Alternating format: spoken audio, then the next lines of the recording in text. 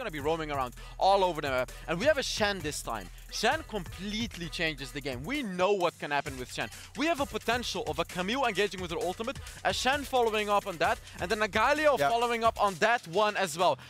That's it. So Mika, this is gonna be a crazy, crazy game. I'm all for it. I am so ready, and I am still, of course, cheering for my team over here. JDG, though, they are still very, very scary indeed. We're gonna see who takes this series going into Game 3. I'm gonna pass it over to my Lotties, TJ and Omo. Thank you very much, Mika. I appreciate it. We're going into game number 3 and a game with serious impact. The winner of this final game of Wild Rift goes all the way to groups. The loser has to keep playing in the play-in stage, and what we thought was impossible has happened.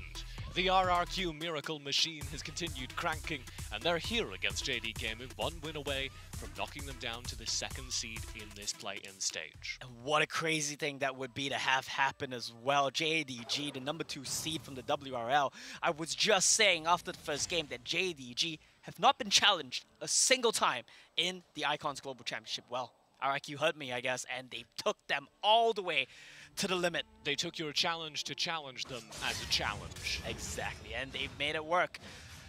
Good start here for Lemon, pretty neutral. Level 1, but I want to point out the drops. I want to point out the discrepancies between both of these team comps. I'll just touch on the fact that Camille has so much power in this game with the Shen coming in on top of her, with the Stand United, with the heroic entrance. Camille has a lot of power here.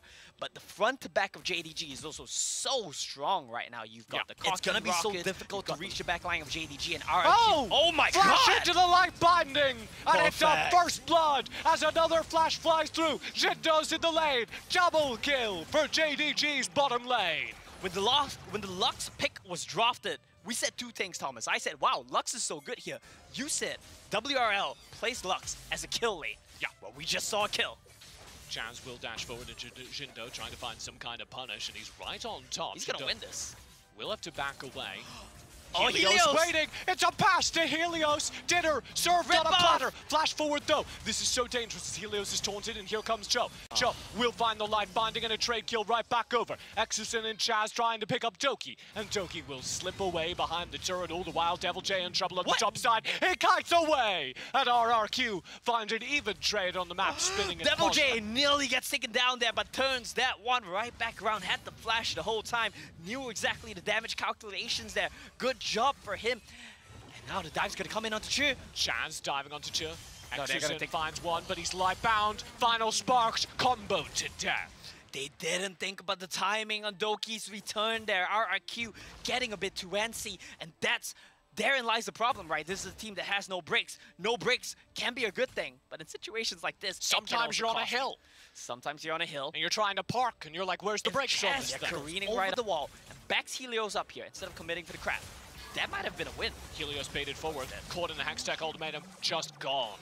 Deja vu, right? This exact scenario happened in Game 1 with the Helios Vayne as well. JDG, WRL team, so good at identifying the weak points, where they need to hit on the map. You cannot let a marksman mid-scale for free. They're so easy to kill when you have a Camille ultimate. Commit to that. Ooh, wow. Chaz gets a flash. I think he could just use the exhaust and be good there. Yeah. He's got backup. Devil J on the top side, spin it away. Here comes Doki in the mid to try and punish Chaz.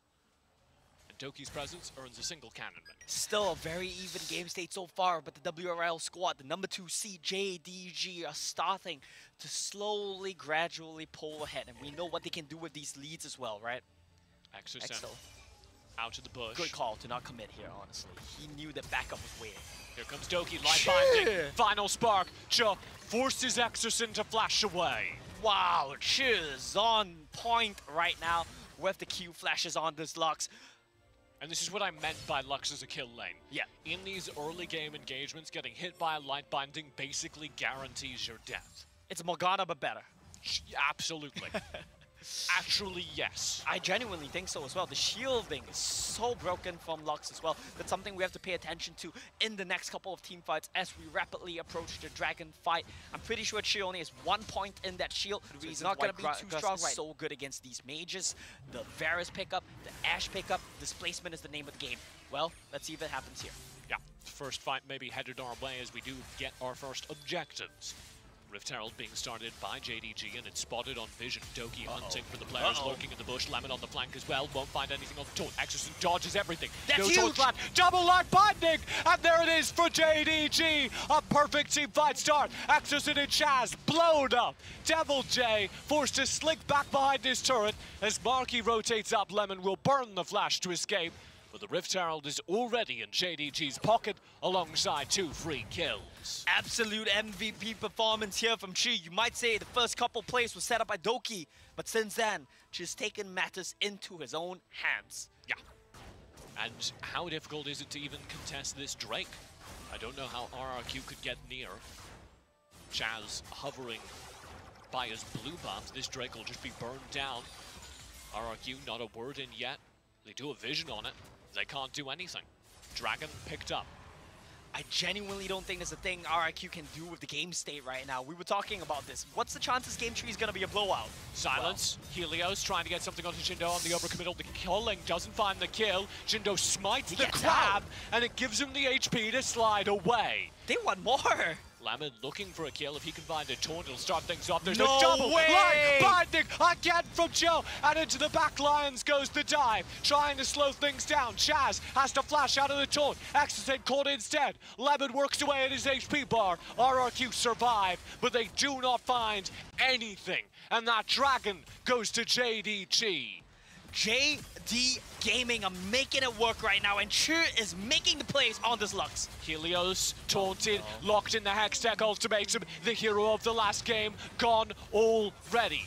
Finally a chance back for Chaz. Heroic entrance will cancel it out completely. Doki buying space as the turret falls. Now they can re-engage. And Doki into the front lines on Chaz is struggling. That's Chaz huge. forward. Devil J, they find 2 as Devil J drops the Demacian Justice, and he keeps going, forcing Doki behind the turret. Still chasing as the final spark across the map misses. It's going to be a turret for turret trade. The Wind Slash, the Demacian Justice, and that's them 2 kills, and that's them a tier 1 in the bot lane. But It's like you.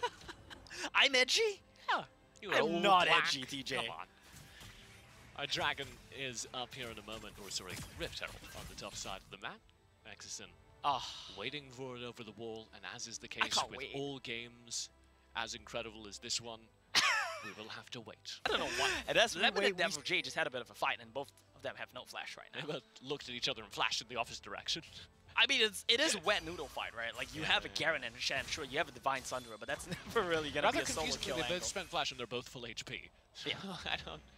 I think it's a gentleman's agreement. Sure. When you play these kind of matchups, you got to entertain yourself any way you can. Yeah.